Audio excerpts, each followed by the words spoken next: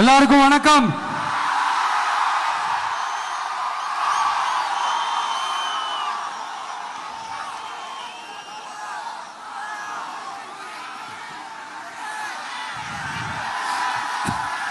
கிட்டத்தட்ட ஒரு 910 நாட்களுக்கு மேல உங்க மண்ணுக்காக போராடிட்டு இருக்கீங்க.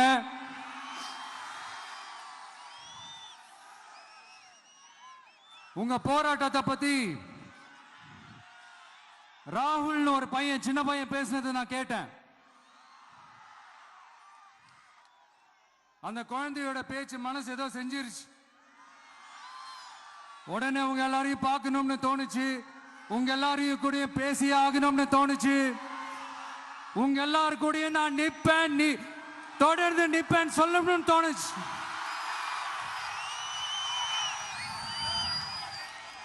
ஒவ்வொரு வீட்டுக்கும் ரொம்ப முக்கியமானவங்க அந்த வீட்டில் இருக்கிற பெரியவங்க தான்.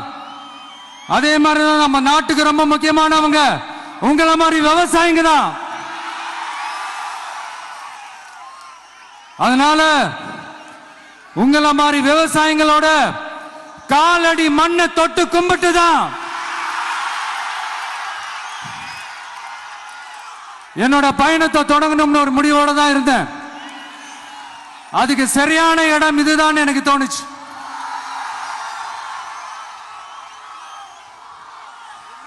என்ன, உங்க வீட்டில் இருக்கிற ஒரு மகனா என்னோட கள அரசியல் பயணம்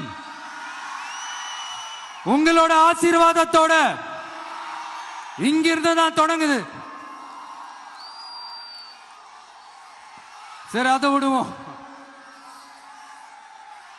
நம்மளுடைய முதல் மாநில மாநாட்டில் நம்ம கட்சியினுடைய கொள்கையை பத்திலாம் தான் எடுத்து சொன்னேன். அதுல ஒண்ணுதான் இயற்கை வள பாதுகாப்பு.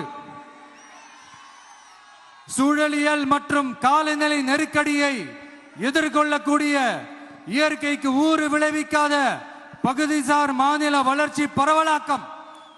இதான் நாம் அறிவிச்ச அந்த கொள்கை. இதான் நான் இங்க சொல்றதுக்கு காரணம் ஓட்டு அரசியலுக்காக இல்ல.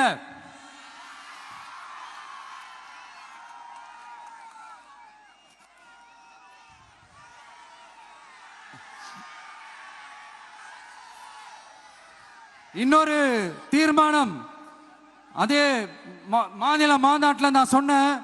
அது விவசாய நிலங்கள் பாதுகாப்பு கொள்கை தீர்மானம்.